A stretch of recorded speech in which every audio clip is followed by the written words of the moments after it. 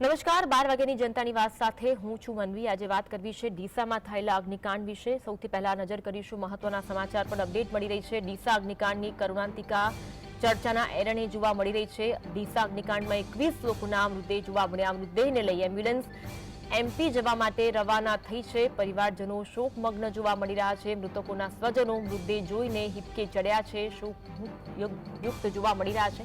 21 જેટલા મૃતદેહો લઈને એમપી એમ્બ્યુલન્સ રવાના થઈ સરકારની સહાય, પણ સ્વજન પાછું નહીં આવે તેનું દર્દ લોકોમાં જોવા મળી રહ્યું છે। રાજકોટ અગ્નિકાંડમાં પણ તપાસનો ધમધમાટ હતો, પરંતુ સળવાળે તો શૂન્ય જોવા મળ્યું। આ ઘટનામાં પણ આવું ન થાય તે માટે સ્થાનિકોમાં પણ રોષ જોવા મળી રહ્યો છે। તંત્ર ક્યારે આવી ઘટનાઓમાંથી બોધપાઠ લેશે તે એક મોટો, ગંભીર અને સળગતો સવાલ છે। ડીસા અગ્નિકાંડની જે કરુણાંતિકા સર્જાઈ છે, અવારનવાર આવી ઘટનાઓ રાજ્યમાં બનતી રહે છે, પરંતુ કાર્યવાહીના નામે મીંડું જોવા મળતું હોય છે। ધરપકડ કરવામાં આવે છે, સીટની રચના કરવામાં આવે છે, પરંતુ કાર્યવાહી થતી નથી અને તંત્ર આવી ઘટનાઓથી કોઈ શીખ લેતું નથી। મૃતકોના સ્વજનો છે જે મૃતદેહ જોઈને અત્યારે તો હિબકે ચડ્યા છે, કારણ કે એક બાદ એક મૃતદેહો તેમના વતન પહોંચી રહ્યા છે। સરકાર દ્વારા સહાયની જાહેરાત કરવામાં આવી છે। કેન્દ્ર સરકાર દ્વારા 2 લાખ, રાજ્ય સરકાર દ્વારા 4 લાખની સહાયની જાહેરાત, પરંતુ જે સ્વજન ગુમાવ્યું છે પરિવારજનોને, તે તો પાછું નથી આવવાનું, પરિવારજનો તેવું કહી રહ્યા છે। આખા ઘટનાક્રમ પર નજર કરીએ તો ડીસામાં ઢુવા રોડ પર અગ્નિકાંડની ઘટના બની હતી। ગઈકાલની આ ઘટના છે। ડીસામાં જે અગ્નિકાંડ સર્જાયું, કરુણાંતિકા સર્જાઈ, દીપક ટ્રેડર્સ નામની ફટાકડા બનાવતી ગેરકાયદે ફેક્ટરી હતી। આ ગેરકાયદે ફેક્ટરી ઘણા સમયથી ધમધમી રહી હતી। આ ફેક્ટરીમાં ભીષણ ધડાકા બાદ આગ લાગવાનો બનાવ બન્યો। ધડાકો એટલો જોરદાર હતો કે ગોડાઉનની છતનો સ્લેબ પણ તૂટી પડ્યો હતો। જોરદાર ધડાકો થયો, ત્યારબાદ આગ ફાટી નીકળી, જેમાં મધ્યપ્રદેશના 21 જેટલા શ્રમિકોના મોત નીપજ્યા હતા। પોલીસ પાયલોટિંગ સાથે મૃતદેહો લઈને એમ્બ્યુલન્સનો કાફલો એમપી લઈ જવાયો છે, એમપી જવા માટે રવાના થયો છે। આરોપી ફેક્ટરી માલિક પર પોલીસ દ્વારા સકંજો કસવામાં આવ્યો છે, ધરપકડ કરી લેવામાં આવી છે। પિતા પુત્ર કુપચંદ મોહનાની અને દીપક મોહનાની એલસીબી દ્વારા બંનેની ધરપકડ કરી લેવામાં આવી। સાપરાધ, મનુષ્યવધ સહિતની કલમો હેઠળ ફરિયાદ દાખલ કરવામાં આવી છે। કડકમાં કડક કાર્યવાહી થાય તેવી માંગ છે। આ કેસની તપાસ માટે એસઆઈટીની ટીમની પણ રચના કરવામાં આવી છે। આ સમગ્ર ઘટના જે બની, ટીમ દ્વારા તપાસ કરવામાં આવશે। ડીસાના ઢુવા રોડની આ ઘટના ગઈકાલે ફટાકડાની ફેક્ટરી જે ગેરકાયદેસર રીતે ધમધમતી હતી, તેમાં આગ લાગવાનો બનાવ બન્યો હતો। એક બાદ એક 21 જણા મોતને ભેટ્યા છે, બળીને ખાખ થઈ ગયા છે। અન્ય લોકો જે ઇજાગ્રસ્ત થયા છે તેમને સારવાર અર્થે ખસેડવામાં આવ્યા। રાજ્યમાં અવારનવાર આવી અગ્નિકાંડની ઘટના બને છે। આપણે સુરતનો તક્ષશિલા કાંડ જોઈ ચૂક્યા છે, આપણે રાજકોટનો ગેમઝોનનો અગ્નિકાંડ જોઈ ચૂક્યા છે, પરંતુ તંત્ર આવી કોઈ જ ઘટનાથી શીખ ન લેતું હોય તેવું જોવા મળી રહ્યું છે અને રાજ્યમાં અવારનવાર અગ્નિકાંડની ઘટના બને છે। 21 નિર્દોષોએ અગ્નિકાંડની ઘટનામાં જીવ ગુમાવ્યા છે, તેના માટે જવાબદાર કોણ? ચલો, 2 લોકોની ધરપકડ કરવામાં આવી છે, પરંતુ શું તે લોકો વિરુદ્ધ કડક કાર્યવાહી થશે કે તે લોકો પણ રાજકીય વગ ધરાવતા હોય અને આ સમગ્ર કેસમાંથી છૂટી જશે? તે પણ એક મોટો સવાલ છે, કારણ કે રાજકોટમાં જે ગેમ ઝોનમાં અગ્નિકાંડ થયો હતો તેમાં પણ નિર્દોષ લોકો મોતને ભેટ્યા હતા। ત્યાં શું થયું તે સૌ આપણે જોઈ ચૂક્યા છે। સુરતમાં તક્ષશિલા કાંડ થયો હતો, નાના નાના બાળકો મોતને ભેટ્યા હતા। એ સમગ્ર કેસમાં પણ શું થયું, એ તમામ બાબતોનો આપણે સાક્ષી રહી ચૂક્યા છે। હવે આ કેસમાં પણ આવી ઘટના ન થાય તે જોવાનું રસપ્રદ રહેશે। તો જે ઘટના ડીસામાં ગઈકાલે બની, બનાસકાંઠાના ડીસામાં ફેક્ટરીના ગોડાઉનમાં ભીષણ આગ લાગી હતી। ભીષણ આગની ઘટના ફેક્ટરીના ગોડાઉનમાં બની।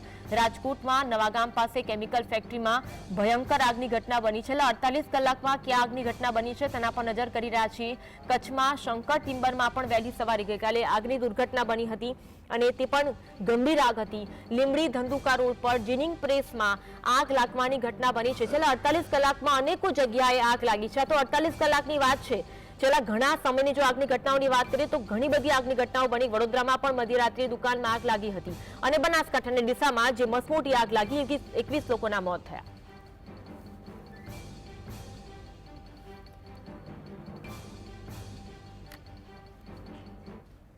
બનાસકાંઠા જિલ્લાના ડીસા ખાતે ફટાકડાના ગોડાઉનમાં લાગેલી ભીષણ આગને કારણે 21 શ્રમિકોના મૃત્યુની ઘટનાએ સમગ્ર વિસ્તારમાં શોકની લાગણી ફેલાવી છે। આ દુર્ઘટના અંગે બનાસકાંઠાના સાંસદ જ્ઞાનીબેન ઠાકોરે દુઃખ વ્યક્ત કર્યું અને આ મુદ્દે લોકસભામાં સખત પગલાં લેવાની માંગ ઉઠાવી છે। જ્ઞાનીબેન ઠાકોરે દિલ્હીમાં લોકસભાના અધ્યક્ષને રજૂઆત કરી કે આ ઘટનાની ઊંડી તપાસ માટે એક કમિટીની રચના કરવામાં આવે.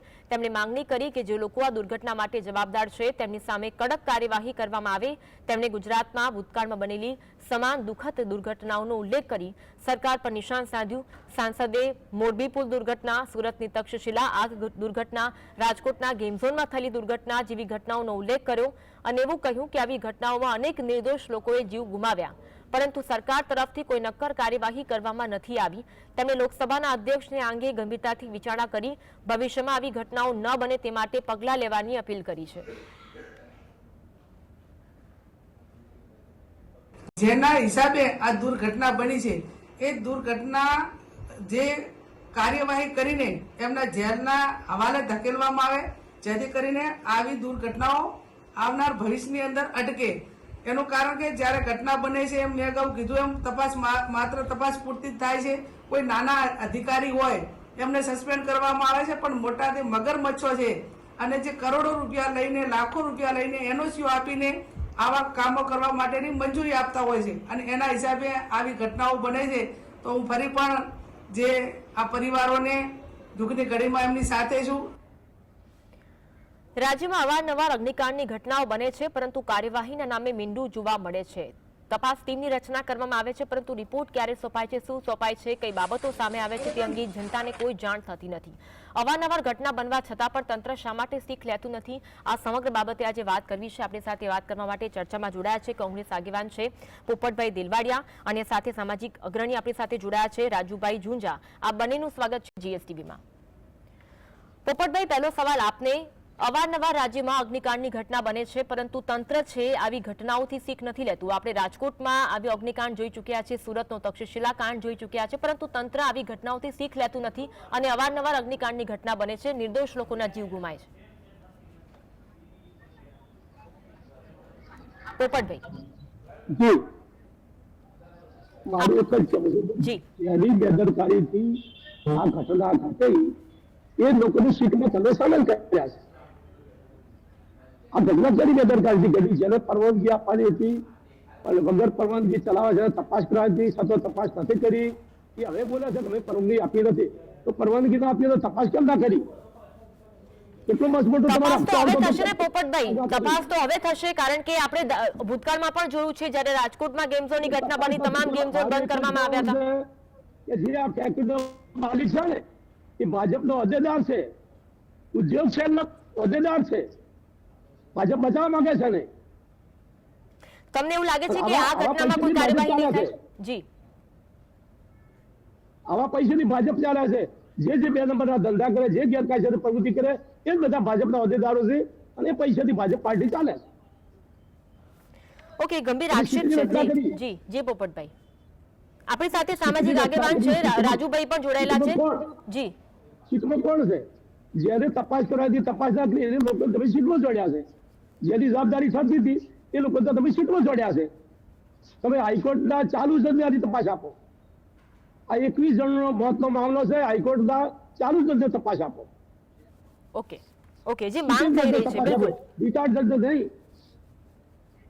હવે અમારા અધિકારી પર વિશ્વાસ લેરો, ફક્ત ન્યાયતંત્ર પર વિશ્વાસ લેવો છે. બિલકુલ. આપણી સાથે સામાજિક અગ્રણી છે રાજુભાઈ. રાજુભાઈ, જે ઘટના અવારનવાર બની રહી છે, તંત્ર પર સવાલ ઉઠી રહ્યા છે, તપાસ પર પણ સવાલ ઉઠી રહ્યા છે, સરકાર પર પણ સવાલ ઉઠી રહ્યા છે. વધુ એક ઘટના ગુજરાતમાં બની છે, વધુ એક ઘટના બનાસકાંઠાની ડીસામાં બની છે. વાત કરીએ તો રાજકોટના ટીઆરપી કાંડની આપણને બધાને ખ્યાલ છે, 9 મહિના પહેલા જે દુર્ઘટના બનેલ એમાં 27 લોકોએ જાન ગુમાવ્યા હતા. એ જે મૃતકોના પરિવારને આજ સુધી હજી ન્યાય મળ્યો નથી. ન્યાય માટે એ લોકો હજી વલખા મારી રહ્યા છે. ત્યાં જ આ દિશાની જે ઘટના ઘટી છે આગની, એ ખરેખર દુર્ભાગ્યપૂર્ણ ઘટના છે અને આપણે જીએસટીવી ના માધ્યમથી આ જે દુઃખદ ઘટનાને હું વખોડી કાઢું છું. પરંતુ જે ક્યાંક ને ક્યાંક આવા બનાવો બને છે, પરંતુ તંત્ર દ્વારા એના ધરપકડો થાય છે, એને સહાય આપી દેવામાં આવે છે, પરંતુ જે ગુમાવેલા પરિવારો, જે પરિવારોએ જેના સ્વજનો ગુમાવ્યા છે એ તો પરત આવવાના નથી. તો ક્યાંક ને ક્યાંક બેદરકારીને કારણે આવી ઘટનાઓ ઘટતી હોય છે. તો ખાસ કરી અને આપણે બધાએ જોયું કે જે રાજકોટમાં ટીઆરપી કાંડ સર્જાણો પછી જે નિયમોના જે રીતના બહાર આવ્યા ઉલાડ્યા, કેમ કે ક્યાંય કોઈ પણ પ્રકારના સેફટી માટેના ક્યાંય સાધનો પ્રસાધનો હતા નહીં. એને કારણે જે ઘટના ઘટી ત્યારબાદ બીજી પણ ઘટના અમારે રાજકોટમાં એટલાન્ટા બિલ્ડિંગમાં ઘટી એમાં પણ 3 બાળકો મોત ભેટા છે. પોપટભાઈ, આપની પાસે આવીશું. પોપટભાઈ, આપની પાસે આવીશું. પણ બેદરકારી છે, તંત્ર ખાબડભાણા કરે છે, નિયમો બાંધછોડ કરે છે, પૈસા લઈ અને ખોટા સર્ટિફિકેટ આપી દેવામાં આવે છે. એને કારણે આવા ગંભીર બનાવો બને છે અને નિર્દોષ લોકોએ જાન ગુમાવવા પડે છે. તો નિયમો કડક હોવા જોઈએ, એમાં ક્યાંય પણ બાંધછોડ હોવી ન જોઈએ. જેના કારણે નિયમો બાંધછોડ કરવામાં આવે છે અને કારણે જ આવી દુર્ઘટનાઓ ઘટે છે અને નિર્દોષ લોકોના જાન જાય છે. તો આને જ્યારે આવી બધી ઘટનાઓ ઘટે છે ત્યારે તંત્ર સફાળું જાગે છે અને બધા જ્યાં નિયમોને કરવા માટેના પાલન કરવા માટેના પ્રયત્નો કરવામાં આવે છે. ઓકે, પોપટભાઈ, આપ શું કહી રહ્યા હતા? 9 મહિનાની આ દુર્ઘટના બાદ બીજી જ ઘટના રાજકોટમાં બની. આજે દિશામાં એ ઘટના ઘટી. તો ખરેખર આ દુર્ભાગ્યપૂર્ણ ઘટના કહેવાય. આમાં સરકારશ્રીએ કડકમાં કડક પગલાઓ લેવા જોઈએ અને જે મૃતકો છે એના પરિવારોને ન્યાય મળવો જોઈએ. ઓકે, રાજુભાઈ, સામાન્ય જનતા જો સમજતી હોય કે આવું થઈ રહ્યું છે, આપણે પોપટભાઈને પૂછીએ. પોપટભાઈ, આપનો અવાજ આવી રહ્યો છે? જી પોપટભાઈ, જો સામાન્ય જનતા આટલું સમજતી હોય કે જ્યારે આવી ઘટના અનેકો બને છે ગુજરાતમાં 48 કલાકમાં જ હાલમાં જીએસટી ઉપર જે ઘટનાઓ ચાલી છે, એટલે 48 કલાકમાં જ આગની કેટલી બધી ઘટનાઓ બની છે, આટલી બધી આગની ઘટનાઓ બને તો તંત્ર શા માટે શીખ નથી લેતું? આ બનાસ પઠાણ એસપીએ જેની પેદા ભાઈ ઉપર એક વાર દારૂનો કેસ કર્યો, એક ક્વાર્ટર બદલે એસપી થી પોલીસ એસપી ઓફિસ વાપર ગઈ હતી. તો આ આટલો મોટો દારૂ ગોળો ના દેખાડો પોલીસને? આ ગેરકાયદેસર દારૂ ગોળો પોલીસ ના દેખાડો અને એક ક્વાર્ટર ભાભરનું દેખાડું ડીએસપી ઓફિસ બેસીને અને આટલો દારૂ ગોળો ના દેખાડો? કેમ ના દેખાડો દારૂ ગોળો? એક ક્વાર્ટર દેખાડું ભાભરમાં, હવે દારૂ ગોળો ના દેખાડો આટલો મોટો? દારૂ ગોળો આવ્યો હતો, જેની પરવાનગી આપી હતી, જેને પરવાનગી આપવાની છે એ પરવાનગીના આધાર પાડે તપાસને કરવી પડે. અહીંયા તો ગેરકાયદેસર ફેક્ટરી હતી પોપટભાઈ, ગેરકાયદેસર ફેક્ટરી હતી, કેટલા સમયથી ધમધમતી હતી, તંત્રને શા માટે જાણ નથી? આ બધા જ પ્રશ્નો હાલ તો ઉપસ્થિત થઈ રહ્યા છે. બે મારા ક્ષેત્રમાં જવા માટે મારા રસ્તા પર ફેક્ટરી આવેલી છે અને મારે દિવસ 2 વાગ્યે ચાલવા જવા જતો હતો. હું ક્ષેત્રમાં જાતો આવતો ડિસારું. એટલે આ ગેરકાયદેસર ફેક્ટરી હતી અને એટલી ફિટ કરેલી હતી કે કોઈ મજૂર અંદર આવી કે બહારનો અંદર તાકી શકે એટલો બધો વર્ગ હતો ને કે મજૂરને કરીએ બહાર જયારે એને જાઓ વતન તો બહાર જવા મળે કોન્ટેક્ટમાં જવા દેતા લોકો. અને ભાજપનો હોદ્દેદાર છે, ઓકે, એ ઉદ્યોગ સેલનો હોદ્દેદાર છે અને હોદ્દેદાર ના હોય તો કીર્તિસિંહ વાઘેલા મીડિયામાં બોલી દે કે મારો હોદ્દેદાર નથી. એટલે તમે કોની વાત કરી રહ્યા છો? જી પોપટભાઈ, આ કારખાનાના માલિકની વાત કરી રહ્યા છો? કારખાના માલિક ભાજપનો હોદ્દેદાર. ઓકે ઓકે, રાજુભાઈ, જે વાત થઈ રહી છે, કોંગ્રેસ દ્વારા વાત કરવામાં આવી રહી છે કે કારખાનાના જે માલિક છે એ ભાજપનો હોદ્દેદાર છે અને અગાઉ પણ ઘણી બધી વખત આવી બાબતો સામે આવી ચૂકી છે. એટલે લાગે છે કે હવે આ સમગ્ર બાબતે કોઈ કડક કાર્યવાહી નહીં થાય, કારણ કે ભૂતકાળમાં આવી અનેક બાબતો સામે આવી ચૂકી છે. કારખાનાના માલિક ભાજપના હોય કે કોંગ્રેસના હોય એની સામે વાંધો નથી, પરંતુ આજે ઘટના ઘટી છે દુર્ભાગ્યપૂર્ણ ઘટના છે. આવી ઘટનાઓનું પુનરાવર્તન ન થાય, નિર્દોષ લોકોના જાન ન જાય, એના માટે તંત્રએ જાગવાની જરૂર છે, સરકારે જાગવાની જરૂર છે. અને ખાસ કરીને વાત કરીએ તો જે સત્તાધીશો છે, જે ઓફિસરો છે, એ ઓફિસમાં બેઠા બેઠા સર્ટી ઇસ્યુ કરે છે, નહીં કે સ્ટાફ જઈને ક્યાંય નિરીક્ષણ થતું નથી, કોઈ ફેક્ટરીમાં નથી થતું, કોઈ કારખાનાઓમાં નિરીક્ષણ થતું નથી. એને કારણે આવી ઘટનાઓ વારંવાર બને છે. તો આવી ઘટનાઓ વારંવાર ન બને, એનું પુનરાવર્તન ન થાય એ જરૂરી છે. આવી ઘટનાઓ અવારનવાર ન બને, પુનરાવર્તન ન થાય તેવું જરૂરી છે. અને જ્યારે પણ આવી ઘટના બને છે ત્યારે તંત્ર દ્વારા, પોલીસ દ્વારા અને સરકાર દ્વારા માત્ર ને માત્ર એક જ નિવેદનો આપવામાં આવે છે કે કોઈ પણ ચમરબંધીને નહીં છોડવામાં આવે, પરંતુ છતાં પણ આવી ઘટનાઓ બને છે અને તે ઘણા બધા પ્રશ્નાર્થ સર્જતી હોય છે. એક તરફ કોંગ્રેસ દ્વારા આક્ષેપ એવો પણ કરવામાં આવી રહ્યો છે કે કારખાનાના માલિક ભાજપના હોદ્દેદાર છે.